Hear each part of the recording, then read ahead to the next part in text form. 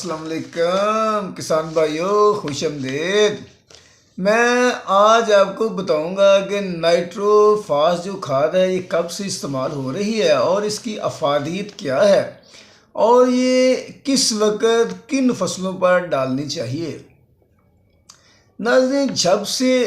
زمانہ قدیم سے کاشتکاری شروع ہوئی ہے اور کسانوں نے فصلات اگانی شروع کی ہیں تو کسانوں کو بہت جلد یہ احساس ہو گیا تھا کہ زمین کے اندر اچھی پیداوار لینے کے لیے کچھ نہ کچھ جو ہے وہ ڈالنا پڑے گا۔ تو اس وقت انہوں نے جانوروں کا گوبر جو ہوتا تھا اس کو زمین کے اندر ڈالنا شروع کیا، تو اس کو زمین کے اندر مکس کرتے تھے تو کچھ پیداوار جو تھی وہ بہتر ہونا شروع ہو گئی۔ تو آہستہ آہستہ جیسے سائنس ترقی کرتی گئی، آبادیاں بڑھتی گئیں، دنیا بڑھتی گئے، فیکٹریاں، مشینری، کارخانے بڑھتے گئے، تو جدت جب آنی شروع ہوئی تو 18ویں صدی کے دوران ایک کھاد بنائی گئی جو نائٹرو فاس ہی تھی۔ ان کو 3 مرکبات کو ملا کر بنایا گیا، فاسفورس، پوٹاش اور نائٹروجن۔ بہت جلد احساس ہو گیا دنیا کو کہ جو مین چیزیں فصلوں کو چاہیے،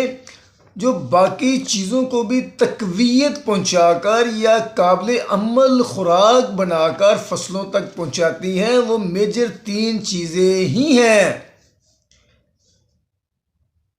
اور اس کھاد کو بنا لیا گیا اور 18ویں صدی کے آخر میں یا 19ویں صدی کے شروع میں نائٹرو فاس کھاد جو کیمیکل کے ذریعے بنائی گئی تھی وہ ہندوستان میں پہنچی، انگریزوں کے ذریعے ہندوستان میں پہنچی۔ یہ کھاد 3 چیزوں کا مرکب تھی جو ہر فصل کو جدید اس وقت کے جو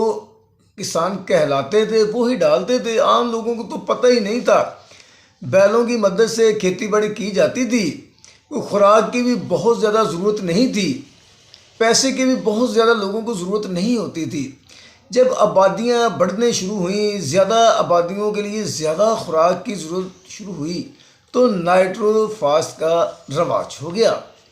نائٹرو فاس کے اندر 3 مرکبات تھے، پوٹاشیم نائٹریٹ، نائٹروجن اور فاسفورس۔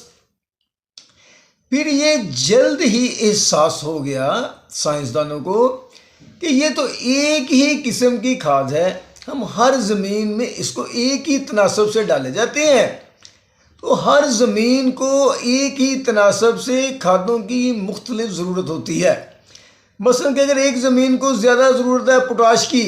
تو ہم اس میں یہ کھاد ڈالیں گے تو یہ اس کی پوری ضروریات پوری نہیں کرے گی۔ اگر زمین کو فاسفورس کی زیادہ ضرورت ہے پھر بھی نہیں کرے گی، نائٹروجن کی ضرورت ہے تو پھر بھی یہ کھاد اس کی ضروریات جو ہے نا ان کو پورا نہیں کرے گی۔ اس لیے الگ الگ کھادیں بنانے کا رواج شروع ہوا، اس پر تحقیق ہوئی، فاسفورس کھادیں الگ بنا لی گئیں، نائٹروجنی کھادیں الگ بنا دی گئیں، پوٹاش والی کھادوں کو الگ بنا دیا گیا۔ اس کا یہ فائدہ ہوا کہ جس زمین کو زیادہ پوٹاش کی ضرورت ہے اس میں زیادہ ڈال دی گئی، جس میں کم ضرورت ہے اس میں کم ڈال دی گئی، جس کو زیادہ فاسفورس چاہیے اس میں زیادہ فاسفورس ڈال دی گئی، جس کو زیادہ نائٹروجن چاہیے اس کو زیادہ نائٹروجن ڈال دی گئی۔ یہ کہ بندہ کسان اپنی زمین کو اپنے لحاظ سے اس کی ضروریات کے حساب سے یا فصل کے حساب سے کھادوں کو مینج کرنے لگے۔ جتنی ضرورت فصل کو جس کھاد کی ہوتی تھی اس میں اتنی ہی ڈالنے لگے، تو یہ نائٹرو فاس کا رواج جو تھا وہ کم ہونا شروع ہو گیا، لیکن ساتھ ساتھ چلتا رہا کیونکہ یہ بہتر کھاد تھی، بیلنسنگ کھاد تھی، اور اس کی وقت کے ساتھ ساتھ اس میں جدت بھی آتی گئی اور ضرورت بھی ہوتی رہی فصلوں کو۔ بعض حالات میں نائٹرو فاس کی ضرورت بھی ہوتی ہے فصلوں کو، تو یہ بھی ساتھ ساتھ جدت اختیار کرتی گئی۔ اب زمانہ قدیم کے اندر جو گوبر کی کھاد ڈالی جاتی تھی وہ بھی نائٹرو فاس ہی تھی، اور اس وقت کا کسان یہ سمجھتا تھا کہ یہ ضرورت پوری کر رہی ہے۔ اب بہت ساری فصلوں کو کسی وقت بیلنسنگ کھاد کی بھی ضرورت ہوتی ہے، ان فصلوں میں مثلا گندم، چاول، کپاس، سویابین، مکئی وغیرہ آتے ہیں، جوار وغیرہ آتے ہیں، کہ اگر ان کو پہلے پانی کے ساتھ ہم لوگوں نے فاسفورس دے دی، پوٹاش دے دی، لیکن جب دوسرا یا تیسرا پانی لگاتے ہیں تو اس وقت بیلنسنگ ڈائٹ کی بھی ضرورت ہوتی ہے، خوراک کی ضرورت ہوتی ہے، تو وہاں یہ کھاد کارگر ثابت ہوئی ہے بعض حالات میں۔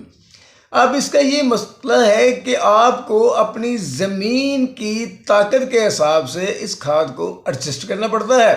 یا پودے کی ضرورت کے حساب سے، موقع محل کے حساب سے اس کھاد کو ایڈجسٹ کرنا پڑتا ہے۔ آپ ہر وقت اس کھاد کو بے تکا نہیں ڈال سکتے۔ اگر زیادہ مقدار ڈالیں گے تو یہ فصل کو خراب کرے گی، اگر کم مقدار ڈالیں گے تو یہ بیلنسنگ نہیں ہوگی، اس لیے یہ کھاد پیچھے رہتی گئی۔ اب پھر زمانہ جدید میں مشورے یہ دینے شروع کر دیے بعض لوگوں نے، ماہرین نے، کہ یہ کھاد ڈالا کرو، بیلنسنگ کھاد ہے۔ لیکن بیلنسنگ کھاد کی ہر وقت فصل کو ضرورت نہیں ہوتی، کبھی کسی چیز کی زیادہ ضرورت ہوتی ہے، کسی کی کم ہوتی ہے، کبھی کسی کی زیادہ ضرورت ہوتی ہے اور کبھی کسی کی کم ہوتی ہے۔ زیادہ فائدہ جو دیکھنے میں آیا ہے وہ دوسری یا تیسری آبپاشی کے دوران ہی دیکھنے میں آیا ہے۔ اب جن فصلوں میں اس کا زیادہ فائدہ دیکھنے میں نہیں آیا ہے اس میں آلو ہے، مٹر ہے، گاجر ہے، پیاز ہے، ان فصلوں کے اندر اس کا کچھ زیادہ فائدہ دیکھنے میں نہیں آیا ہے۔ اس کے اندر وہی زیادہ کھادیں کامیاب ہوئی ہیں جو ضرورت کے حساب سے کسانوں نے یا ماہرین نے خود مینج کی ہیں، اور اس کے علاوہ زیادہ فائدہ جو اس کا دیکھنے میں آیا ہے گندم، جوار، چاول، مکئی، گنا، سویابین اور کپاس میں آیا ہے،